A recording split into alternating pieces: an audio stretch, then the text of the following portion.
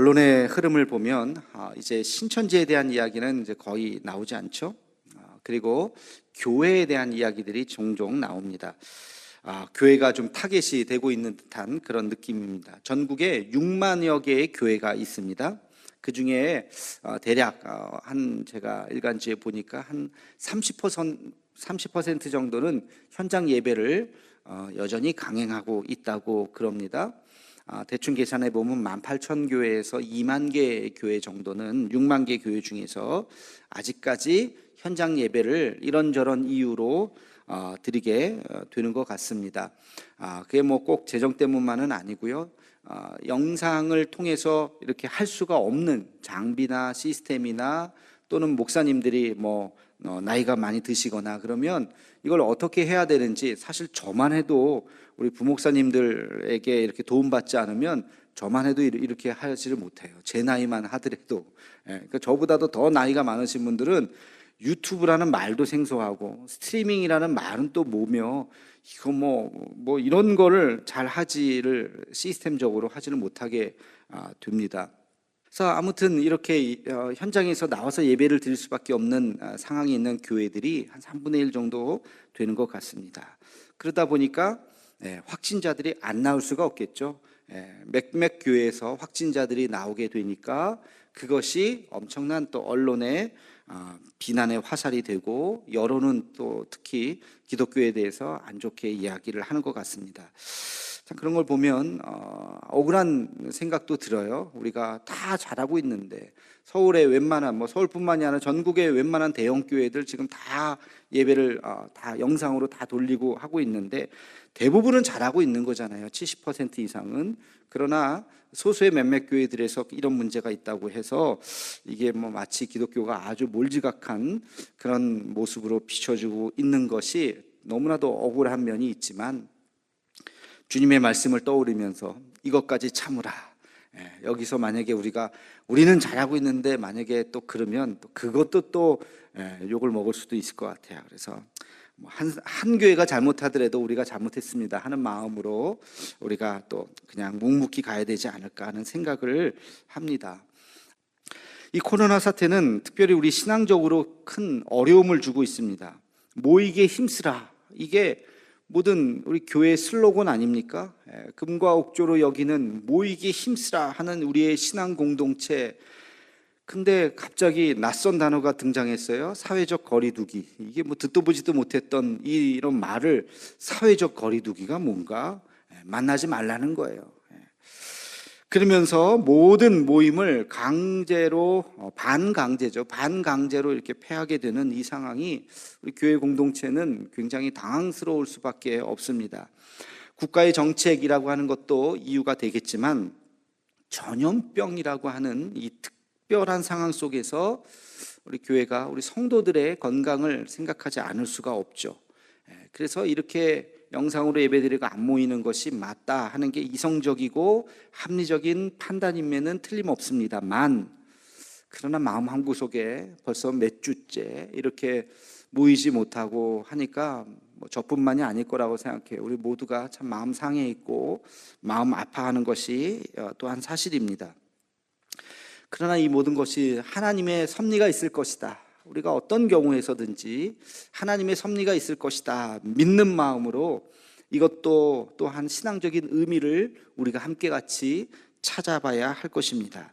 오늘 코로나의 교훈 세 번째 시간으로 교회와 신앙이라고 하는 말씀을 함께 같이 나누려고 합니다. 역사적으로 보면 강제적으로 예배를 드리지는 못하는 경우가 이번이 처음은 아닙니다. 우리가 잘 아는 구약 성경에도 보면 강제적으로 예배, 구약 시대는 제사라고 그랬죠. 제사를 드리지 못했던 시절이 있었죠. 언제입니까? 바벨론 포로기예요. 바벨론 포로기. 바벨론으로 모든 국민이 다 간 것은 아니지만 소위 말해서 좀 똑똑한 사람들 다 데리고 간 거예요. 그러니까 거의 남아있는 사람들이 어떻게 할 수 있는 상황이 아니었습니다. 바벨론은 걸어서 4개월 걸리는 아주 먼 거리입니다. 그러니까 거기서 1년에 3차례 유대인들이 1년에 3차례 예루살렘 성전을 향해서 나가서 제사를 드리는 것이 그들의 신앙의 가장 중요한 핵심적인 요소인데 1년에 3차례 보내주지도 않거니와 보내준다 그래도 갈 수도 없습니다. 그러니까 그들의 신앙이 다 무너져 버리는 거예요. 예루살렘 성전에 향하는 그 예루살렘만 멀리서 보여도 가슴 뛰고 그 안에 가서 이 제사를 지내는 그 행위가 그들의 신앙을 지탱해 주곤 했는데 갈 수가 없으니 그들의 믿음이 다 무너져 내렸던 것이죠. 이것을 우리는 이스라엘이 제사 종교라고 이야기합니다. 제사를 드리면서 그들의 신앙을 확인하는 그런 종교를 제사 종교라 그래요. 그들에게 있어서 최고의 신앙적인 행위는 뭡니까? 하나님 앞에 가장 값비싼 제물을 드리는 거예요. 가장 흠없는 어린 양뿐만 아니라 소와 그 암소와 뭐 이런 양과 이런 것들을 하나님 앞에 드리는, 그것이 최고의 믿음이 좋은 사람들의 모습이었던 것입니다. 근데 갈 수조차 없어요. 제물은커녕 갈 수조차 없습니다. 그러니까 그들에게 있어서 믿음은 다 무너져 내리는 것이죠.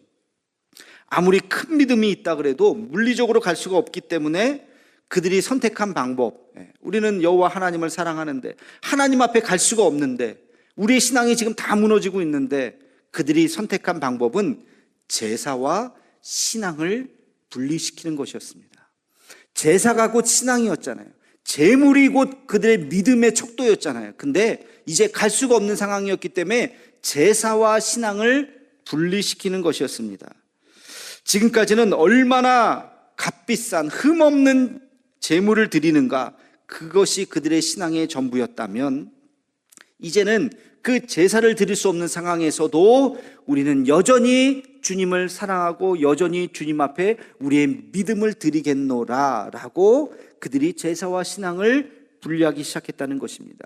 그들의 선택은 3가지였습니다. 하나는 할례를 강화하는 것. 그래서 그 전까지는 할례라고 하는 것이 있었죠. 아브라함부터 있었지만 그냥 그런가 보다, 하면 하고 말면 말고 하다가 또 안 하다가, 근데 이제부터는 포로기부터는 할례를 굉장히 아주 강화하기 시작했어요. 할례.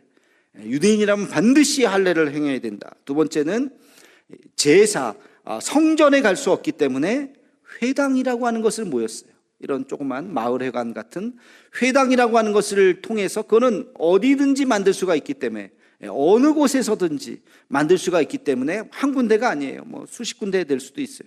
만들 수가 있기 때문에 이 회당에 모여서 그들이 무엇을 하겠느냐, 함께 신앙 공동체를 형성하기도 하고 유대인의 정체성을 서로가 함께 확인하기도 하고, 가장 중요한 것이 3번째, 거기서 하나님의 말씀을 읽고 연구하기 시작했다는 거예요. 그런데 신약시대에 와서 바로 오늘 우리가 읽었던 이 본문 말씀, 이 바울이 바로 그 지점을 다시 한번 이야기하고 있습니다. 우리 함께 같이 로마서 12장 1절 말씀을 함께 같이 읽겠습니다. 시작. 그러므로 형제들아, 내가 하나님의 모든 자비하심으로 너희를 권하노니 너희 몸을 하나님이 기뻐하시는 거룩한 산 제사로 드리라. 이는 너희의 드릴 영적 예배니라. 아멘. 여러분, 지금까지는 제사, 흠이 없는 양과 염소를 하나님 앞에 드리는 것, 이것이 중요하게 생각했지만 바울은 이제 이야기합니다. 그게 아니다. 짐승을 잡아서 드리는 제사는 더 이상 하나님이 받으시는 것이 아니다. 그럼 뭐냐? 너희의 몸을 드려라.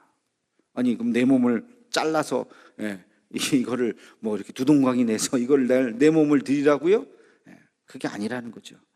너희의 몸을 거룩한 산제사로 드릴 때 너희가 이것을 영적인 제사다, 영적인 예배다는 것입니다.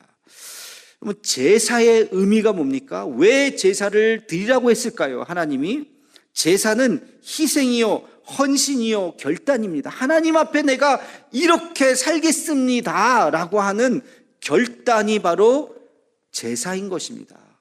거기에는 양을 잡고 희생을 하죠. 내 죄를 하나님 앞에 죽여주시옵소서, 나는 죽을 수밖에 없는 죄인입니다 라고 하는 것을 고백하는 마음으로 짐승을 잡는 것이고, 그리고 나를 헌신하고 하나님 앞에 드리는 것이 바로 제사인 것입니다. 그러니까 그 정신을 받아들이라는 거예요. 제사 드리는 그 정신은 너희 몸을 산 제물로 드리라 라고 하는 것은 이제부터는 너희의 삶을, 몸을 드리라고 하는 것은 이 몸뚱아리를 드리라는 것이 아니라 너가 지금 살고 있는 너의 모든 삶을 하나님 앞에 희생하고 헌신하고 결단하고 회개하는 마음으로 살아라 라고 하는 것이 바로 제사의 의미인 것입니다. 이것이 하나님께서 받으시는 온전한 예배라고 사도 바울은 우리에게 말씀하고 있습니다. 저는 이 말씀을 한 주 동안 묵상하면서 이 코로나 사태가 주는 이 문명사적인 이 전환이 우리 교회에, 우리 한국교회에, 우리들의 교회에 어떤 의미가 있을까? 두 가지의 의미를 찾았습니다. 첫째는 신앙의 중심이 교회가 되어서는 안 된다는 것입니다. 이게 무슨 말이냐? 신앙의 중심이 교회가 아니라 그럼 어디라는 것이냐? 신앙의 중심이 더 이상 이제는 교회가 되어서는 안 되고 어디가 되어야 할까요? 가정이 되어야 합니다. 가정. 여러분, 신앙의 최소 단위는 교회가 아니라 가정이 되어야 합니다. 지금까지 우리는 신앙의 중심을 교회라고 배웠죠? 틀린 말이 아닙니다. 교회의 중요성은 더 이상 강조해도 지나침이 없을 것입니다. 교회가 신앙의 중심입니다. 그러나 여러분, 역사적으로 가만히 보십시오. 교회가 무너진 시대는 있었습니다. 교회가 문을 닫았던 시대도 있었고 교회가 지어질 수 없는 시대도 있었습니다. 그러나 가정이 무너진 시대는 없었습니다. 핍박의 시대, 교회는 다 문을 닫아야 했어요. 그러나 가정은 문을 닫지 않았어요. 가정이 어떻게 문을 닫겠습니까? 여러분, 한번 가만히 생각해 보시기 바랍니다. 지금 북한에 예수 믿는 사람들이 있을까요, 없을까요? 있을까요, 없을까요? 있을 겁니다. 아니, 그리고 실제로 있어요. 북한에 왜 신앙인이 있다고 우리는 확신할까요? 그 사람들은 도대체 어디서 신앙을 배운 겁니까? 교회가 없는데, 목사도 없는데, 가르쳐주는 사람도 없는데, 이게 어떻게 가능할까요? 뭐가 있었기 때문에? 가정이 있었기 때문에. 가정이 있었기 때문에. 아마도 모르긴 몰라도 만약에 우리가 통일된다면 눈물바다가 되는 사연들이 너무너무 많을 겁니다. 그 핍박 속에서도 여전히 내 믿음을 부모님에게 받은 그 신앙의 1세대들이 자기 자녀들에게 하나님의 말씀을 저기 그 방 밑에 굴을 파고 집어넣었던 그 성경책을 꺼내서 이거를 읽으라고 얘기하지 않았겠습니까? 가정신앙의 교육이 살아있었기 때문에 지금도 분명히 북한에는 예수 믿는 사람들이 있는 것입니다. 교회는 없앨 수 있어도 가정을 없앨 수는 없는 것입니다. 그래서 우리의 신앙의 최소의 단위가 바로 가정이 되어야 합니다. 여러분, 이스라엘 백성들을 한번 생각해 보십시오. 이스라엘 백성들이 나라를 잃어버렸다 그랬어요. 무려 2000년 가까이 나라를 잃어버렸습니다. 그들은 성전을 지을 수도 없었습니다. 아니, 회당조차 지을 수도 없었습니다. 아무것도 남지 않았습니다. 그들에게 남은 것은 딱 두 가지였어요. 첫째는 가정이죠. 가정. 유대인이라고 하는 그 가정. 그리고 그들에게는 율법책이 있었습니다. 토라, 율법책. 이 두 가지가 그들의 신앙을 2000년 동안 잃어버리지 않고 2000년 후에 나라를 회복하게 만들었던 계기가 되었던 것입니다. 그동안 한국교회는 교회를 너무 강조한 나머지 가정을 소홀히 여겼습니다. 그래서 우리의 가정이 다 무너졌습니다. 무너졌다는 표현이 결코 과한 표현이 아닙니다. 제가 굳이 여기서 통계를 말하지 않더라도 여러분 아마 체감적으로 느끼지 않습니까? 여러분 가정이나 여러분 주변에 있는 어떤 가정들 한번 떠올려 보십시오. 믿음의 계대가 잘 내려가고 있는 가정이 과연 몇 가정이나 되는지. 절반 정도 되나요? 절반 정도로 느끼신다면 아주 훌륭한 겁니다. 3분의 1 정도 될까요? 이제 한국교회의 이 신앙의 중심축을 교회가 아니라 우리의 가정에 두어야 하는 것이 저는 이 코로나 사태가 주는 우리에게 매우 중요한 교훈이라고 생각합니다. 지금까지 우리는 가정 모임을 희생하고 교회에 나와서 봉사하는 것을 미덕이라고 여겼습니다. 그렇죠? 그런 말들 종종 하지 않으셨나요? 아이, 교회 일이 우선이지, 에이, 하나님 일 해야지. 교회 일이 곧 하나님 일이라고 생각했던 것이죠. 그것이 믿음이 좋은 거라고 생각하고 그것을 강요했습니다. 그 결과 자녀들이 교회를 나오지 않게 된 거예요. 그 결과 자녀들이 내가 저렇게 믿으려면 교회 안 다녀. 교회가 그동안 좋은 교인이 되기를 강조했습니다. 그러나 좋은 믿음의 부모가 되기를 가르치지 않았습니다. 1년에 한 번 가정의 달 때 어버이 주일이나 어린이 주일이나 자녀를 잘 양육하십시오. 연간 행사로 한 번 설교하면 끝이에요. 그러나 이제는 가정을 회복해야 돼요. 가정에서 예배가 살아나야 하는 것입니다. 자녀들과 함께 같이 손잡고 기도할 수 있어야 됩니다.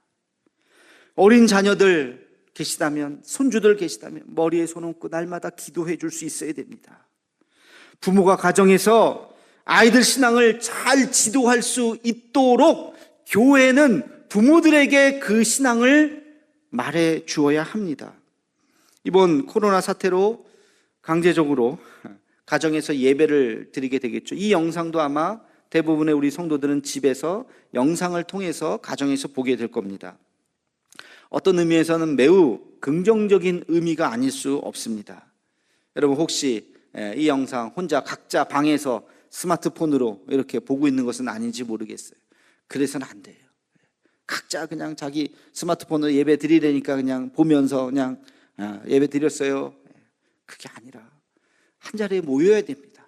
가정이 한 자리에 모여서 뭐 스마트폰을 놓던 뭐 TV에 연결을 하던 같이 모여서 함께 찬양하고 함께 기도하고 함께 아멘하고 그렇게 가정의 예배가 살아나야 할 줄로 믿습니다. 부모의 신앙을 자녀에게 보여주어야 합니다. 자녀들이 우리 부모님은 왜 교회 다녔는지를 알아야 돼요.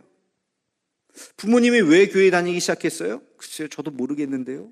그러면 안 돼요. 부모가 잘못하는 거예요. 부모가 자녀에게 자기의 신앙의 간증을 들려줄 수 있어야 됩니다. 부모가 기도하는 모습을 자녀에게 한 번도 보여주지 않았다면 회개하셔야 됩니다. 이번 코로나 사태로 인해서 우리 한국교회는 가정신앙의 중요성을 다시 한번 우리는 깨달아야 합니다. 가정에 예배가 흐르기를, 찬송소리가 날마다 흐르기를, 교회에서는 그렇게 크게 찬양하면서 가정에서는 침묵하고 있다? 그러면 안 돼요. 가정이 예배처가 되고 가정이 성전이 되고 자녀들에게 그 신앙교육을 아름답게 물려줄 수 있는 그러한 놀라운 변화의 시간이 되기를 주의 이름으로 축원합니다. 두 번째, 이 코로나 사태로 인해서 우리가 기억해야 되는 신앙적인 교훈은 신앙의 본질이 무엇인가를 잊어서는 안 된다는 것입니다. 여러분, 올해 달력들, 저도 맨날 우리 교회에서 만든 달력을 늘 봅니다만 달력 보면서 그런 생각했어요. 이번 주는 이런 행사가 있었구나. 이번 주는 이런 일을 했어야 되는구나. 달력에 빡빡하게 채워졌던 여러 가지 행사들 다 미루거나 없어지거나 4월 달에 체육대회 하려고 그랬는데 올해 못합니다. 헌신 예배 안 할 수는 없고 뒤로 다 미루고 5월 달에 있는 드림 페스티벌 이런 것도 싹 그냥 취소. 영어 캠프 하려고 했던 거 이것도 다 취소. 심지어는 셀 모임도 못 모이고 있잖아요. 1대1도 못 모이고 있잖아요. 다 없어졌어요. 다. 근데 없앨 수 없는 단 한 가지. 다 없앴어요. 그죠? 다 모임 다. 전도대도 다 지금 못 모이고. 다 없앴는데 없앨 수 없는 한 가지. 그게 뭐예요? 예배잖아요. 예배. 그냥 예배를 그냥 없애요? 알아서 가정에서? 그럴 수가 없죠. 몸부림치는 거잖아요. 우리가 예배를 어떻게, 예배는 없앨 수 없다. 모든 교회에서. 그리스도인을 그리스도인이라고 부르는 것, 그것은 다른 게 아니라 우리는 예배자라는 것입니다. 여러분이 그리스도인이십니까? 우리는 예배자인 거예요. 하나님 앞에 예배자인 것입니다. 시간이 달라져도 괜찮습니다. 장소가 달라져도 괜찮습니다. 그것이 집이든 어디든 직장이든 상관없습니다. 시간도 11시에 이거 안 보셔도 돼요. 오후 3시에 보셔도 되고 5시에 보셔도 되고 퇴근 후에 보셔도 되고, 시간과 장소는 달라질지언정 우리가 하나님 앞에 예배하는 그 예배자로서의 모습은 잃어버려서는 안 되는 것입니다. 내가 주님을 기억하고 그 은혜에 감사하는 것, 이게 바로 예배인 것이죠. 하나님을 기억하고 하나님의 은혜에 감사하는 것, 그래서 나를 헌신하는 것, 이것이 바로 예배인 것입니다. 그리고 그게 우리의 신앙의 본질입니다. 바울은 오늘 뭐라고 이야기합니까? 어떤 예배를 드리라고 그럽니까? 영적 예배를 드리라.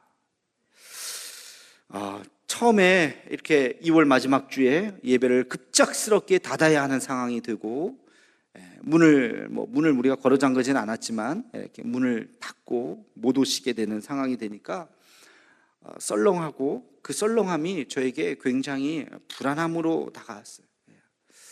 야, 이거 어떡하나 올해, 이렇게 한 주, 두 주, 이게 과연 몇 주까지 갈까 이러다가 나중에 교회에 다시 모입니다 그러면 절반도 안 모이고 다 도망가는 거 아닌가, 이런 두려움과 불안함이 제 마음속에 굉장히 있었습니다.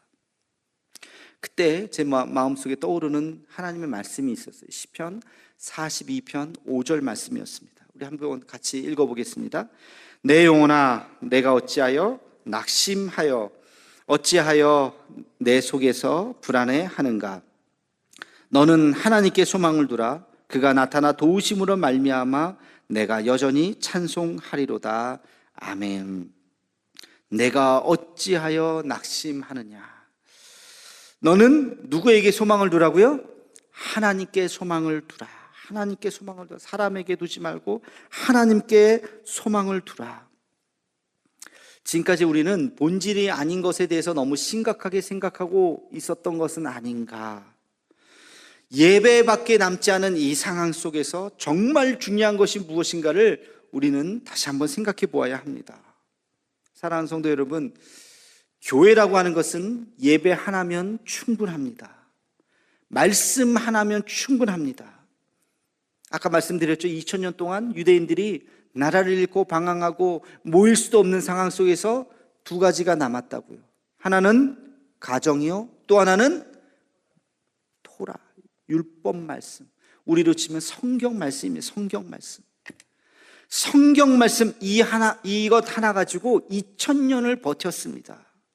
그들에게는 국가도 성전도 제도도 군인도 아무것도 없었지만 오직 하나님의 이 말씀만 가지고 2000년을 버텼습니다. 여러분, 우리에게 진짜 중요한 게 뭘까요? 신앙의 본질이 뭘까요? 쓸데없는 것에 우리가 너무 관심을 갖고 있었던 것은 아닌가.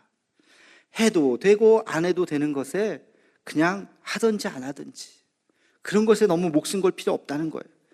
교회란 무엇인가? 하나님 앞에 예배하는 이 마음 하나, 이 본질에 우리가 더 관심을 가져야 할 것입니다. 저도 그렇고 여러분도 그렇고 우리 한국 교회가 다 이제는 정말 중요한 것이 무엇인가, 정말 다른 데에 관심 두지 않고 정말 신앙의 가장 중요한 본질이 무엇인가, 이것을 잃어버리지 않는, 이것이 바로 예배이고 이것이 바로 말씀인 것입니다.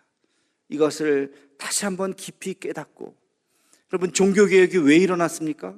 말씀에 대한 회복 아닙니까? 말씀 외에 너무 너저분한 것들이 너무 많았고, 그것 때문에 그들이 목숨 걸고 하는 것을 보면서 저게 본질이 아닌데, 루터와 칼빈이 그래서 다시 한번 하나님의 말씀 앞에 다시 돌아오는 것, 이게 종교개혁이었죠. 우리도 다시 한번 지금 다 아무것도 할 수 없는 상황 속에서 우리가 갖고 있는 것, 이것은 바로 예배이고 하나님의 말씀이라는 것을 잊지 않고 주님 앞에 다시 말씀 붙잡고 설 수 있는 우리 모두가 되기를 주의 이름으로 축원합니다.